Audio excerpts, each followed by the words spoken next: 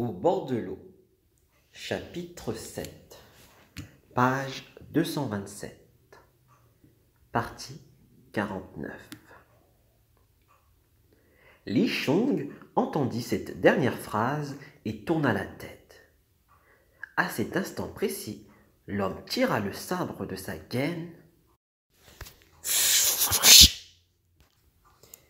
et la lame miroita avec un éclat aveuglant. Et comme le malheur de Li Shang devait être prédestiné, il s'écria soudain « Fais voir !»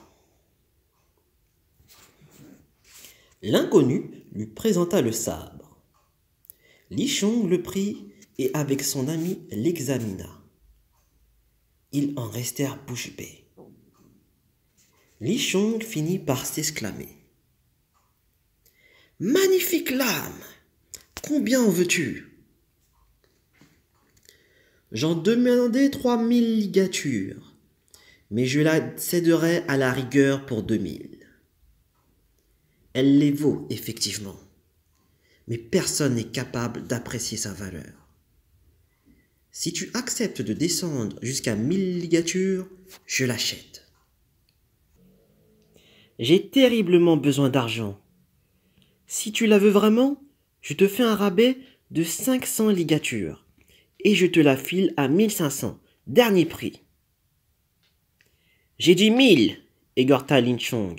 Sinon, je ne suis pas preneur. L'autre poussa un soupir.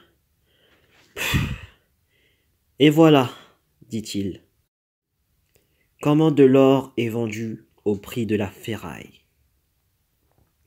Allons, d'accord, et finissons-en. Mais pas une sapèque de moins. Accompagne-moi, je vais prendre l'argent à la maison, et nous concluons l'affaire. Li Shang se retourna pour dire à sagesse profonde.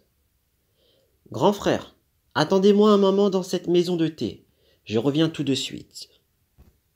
Nous allons rentrer, nous aussi, dit le bonze. À demain. Li Shang lui dit au revoir, puis partit seul avec le vendeur de sabres. Il prit chez lui la somme convenue et la lui donna, non sans demander. Dis donc, ce sabre, d'où le tiens-tu ? Votre serviteur l'a reçu en héritage de ses ancêtres. Mais comme ma famille est dans la misère, je ne peux faire autrement que le vendre. Ah, et qui sont tes ancêtres ? Si je te le disais, la honte me tuerait. Li Shang n'insista pas. L'homme emporta son argent et partit. Li Shang se mit à admirer son sabre sous tous les angles, le tournant et le retournant. Vraiment, s'exclama-t-il derechef, magnifique lame. Le grand maréchal Gao a chez lui un sabre de grand prix qui ne veut montrer à personne, quoi qu'on fasse. Je lui ai demandé maintes fois de me le laisser voir. Il n'a jamais consenti à le sortir. Maintenant que j'ai acheté moi aussi un sabre précieux, j'arriverai bien, petit à petit, à obtenir que nous comparions nos trésors. Ce jour-là, il ne lâcha pas son joyau de toute la journée. La nuit, il l'accrocha au mur, et avant l'aube, il était déjà occupé à le contempler. Le lendemain, dans la matinée, il eut la surprise d'entendre à sa porte 2 officiers surveillants de son supérieur qui l'appelaient. « Instructeur Lin, ordre du grand maréchal. Son Excellence a appris que vous veniez d'acheter un sabre de grande valeur et vous mande auprès d'elle pour le comparer au sien. Le grand maréchal vous attend à la résidence. » Tiens, se dit Li Shang, stupéfait. Je me demande quel bavard a pu le mettre au courant. Les 2 surveillants pressèrent Li Shang de s'habiller. Il prit son sabre et les suivit. En chemin, il leur dit Je ne vous ai jamais vu à la résidence. Vos serviteurs viennent juste d'être engagés, répondirent-ils. Ils arrivèrent bientôt, entrèrent et parvinrent devant la salle d'audience. Li Shang s'arrêta, mais les deux surveillants dirent: Le grand maréchal siège dans les appartements intérieurs.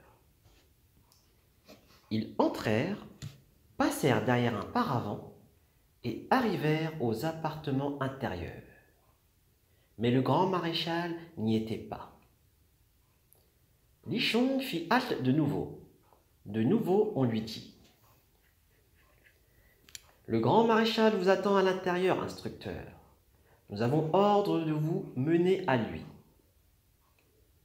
Ils franchirent alors 2 ou 3 poternes et parvinrent à un lieu cerné de tous côtés par des balustrades vertes. Les deux surveillants conduisirent Li Shang devant une salle et déclarèrent: Instructeur, veuillez attendre ici quelques instants, le temps d'aller vous annoncer au grand maréchal. Li Shang, son sabre à la main, resta donc debout sous l'auvent, tandis que les deux autres entraient. Le temps de boire une tasse de thé s'écoula sans qu'il les vît réapparaître. Pris de soupçon, il alla jeter un coup d'œil furtif derrière le store d'entrée quand il aperçut sous l'auvent un panneau portant 4 caractères de couleur verte qui signifiaient « Salle des tablettes du tigre blanc ». Note: Baiyuji Tang. Sous les Tang, comme sous les Song, à l'occasion par exemple d'un départ en campagne, on procédait à la cérémonie de la remise des tablettes, un signe de commandement, aux officiers.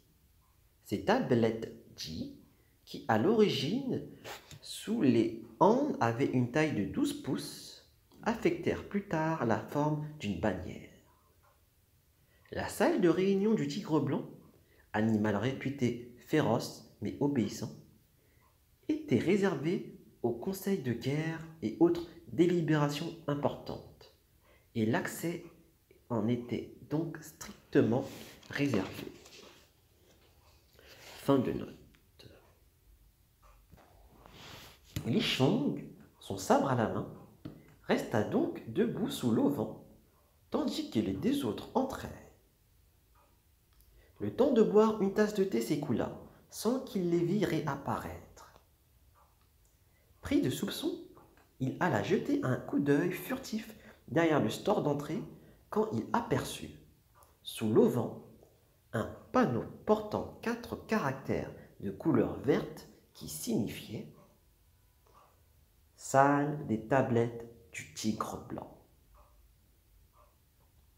En un éclair, Li Shang comprit la situation. Cette salle des tablettes, se dit-il, est l'endroit réservé aux délibérations militaires secrètes. Comment pourrais-je y faire instruction sans raison?